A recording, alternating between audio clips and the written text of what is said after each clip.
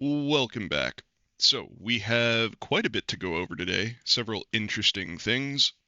I guess we'll go bottom to top.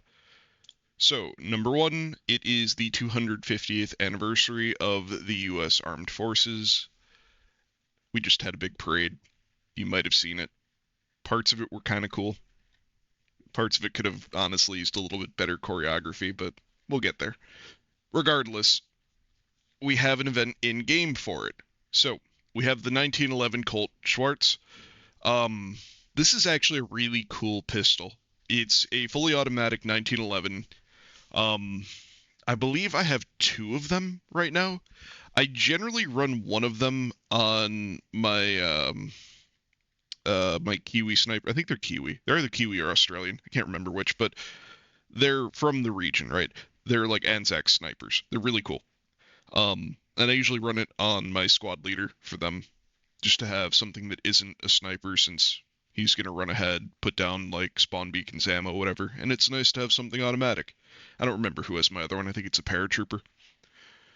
Regardless, it's a normal mini event, so appearance orders silver, silver, appearance orders, upgrade orders silver, silver, silver. You get the idea. So what do you have to do for it? Kill enemies with SMGs, complete 5 battles, 80 enemies with bolt or semi-auto rifles, 40 headshots, 5 battles, 5 vehicles, 15 enemies with a pistol, and complete 5 battles. I kind of wish they'd get a little bit more creative with these and kind of theme them more towards the events, but that probably wouldn't be as popular because it would be more restrictive.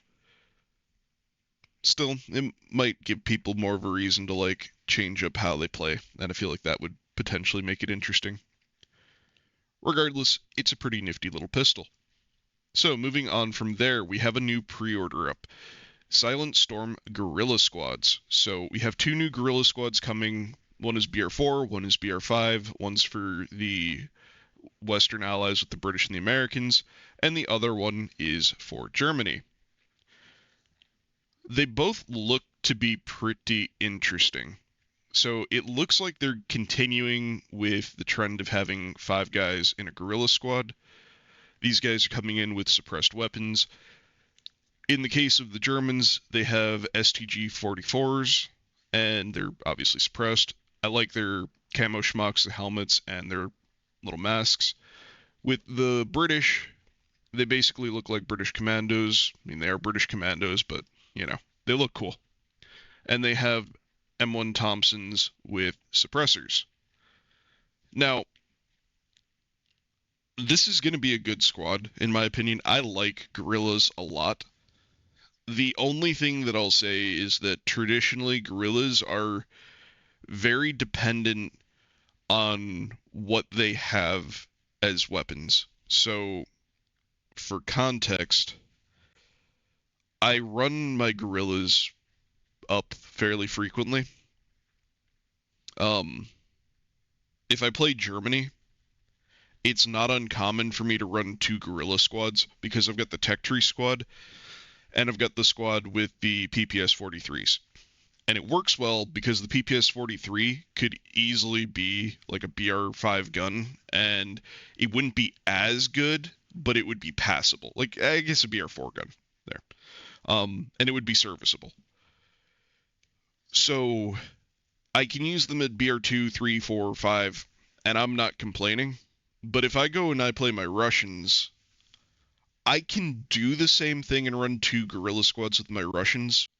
It's just one of those squads has MP40s, and I'll do just fine. Like I'm not gonna have an issue performing at BR5 with them, but statistically they are at a more noticeable disadvantage, so I trend towards not bringing them at BR5. Obviously, this is going to be a BR5 squad. They're going to have an STG. That's going to be really good. My question is with the Americans. You're going to be able to run 3 guerrilla squads with the Americans now because, well, if you played the event, because there's going to be the French guerrillas, which came with semi-auto rifles. There's the tech tree guerrillas, and now there's going to be a premium squad of guerrillas. And they're going to be at BR4, they're going to see BR5 all the time, so I feel like I'm just going to play them up to BR5 regardless. That being said, being stuck with a 30 round Thompson when I could potentially have like a 50 round Thompson or a model Hyde, um, I don't know. I feel like the play when it comes to guerrillas and paratroopers is to follow the Russian model of Russian paratroopers and not give them a premium weapon. Like, come out with them, drip them out in the coolest uniforms that you can possibly make, and have that be their selling point. Um, the way that the half-track squads work and the way that the Russian paratroopers work, I think is superior. And I think it makes a lot more sense for guerrillas. Um, it just gives them more flexibility, and I don't know, it makes them feel better. Regardless, I think the guns are going to be cool, although, to be honest, they're not super inspired. I mean, they're literally just tech tree guns with suppressors on them. But, if I acquire this squad, then for my Germans, I'll be able to run 3 sets of guerrillas. For my Americans, I'll be able to run 3 sets of guerrillas. Being able to permanently live in the enemy's backline in a defense mission, yeah, I fuck with that. I get bored if we're defending and the other team isn't aggressive because like I like to play in close quarters. I like to push into the enemy. Being able to actually push into their territory and harass them, like I fuck with that real hard. I like that. That's a good gameplay system for me. It's gonna piss people off. Like it is gonna be obscenely annoying for some people because you're gonna have somebody potentially like me who will show up and just rotate guerrilla squads and just spend the entire time in your backline, just blowing up your spawn points, placing mines, just harassing you. But it'll be fun for me. Let me know what you think down below.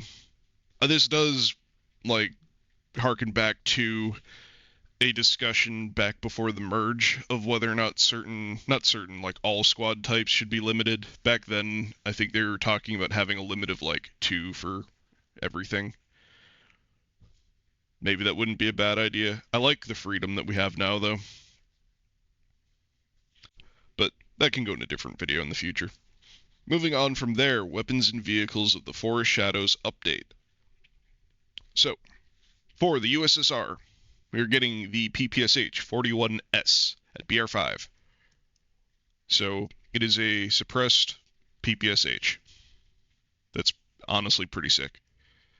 I feel like the downside in real life is that thing would overheat like a motherfucker, and I don't know how long you'd be able to use it, especially shooting at 1100 rounds a minute. Moving on from there to Germany, we have the Befehlswagen Jagdpanther G1. I don't know exactly what. Okay.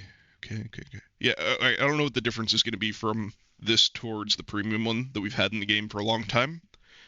I'm hoping that this one has the pre-nerf frontal armor. So, if you don't know what I'm talking about, back in the day, there was a premium Jagdpanther for Germany, and it was really, really good. Now it's a little bit less good because they nerfed the effectiveness of the frontal armor. Like, it used to be able to bounce things pretty reliably.